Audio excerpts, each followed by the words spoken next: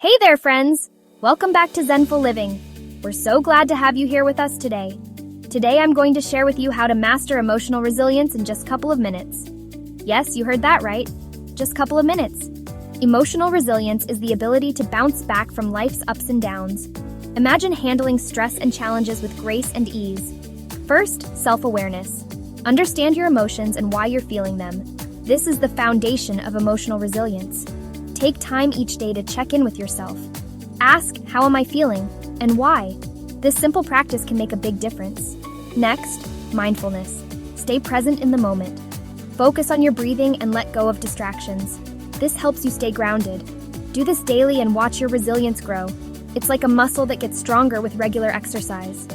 Positive relationships are lifelines. Surround yourself with supportive people who uplift and encourage you.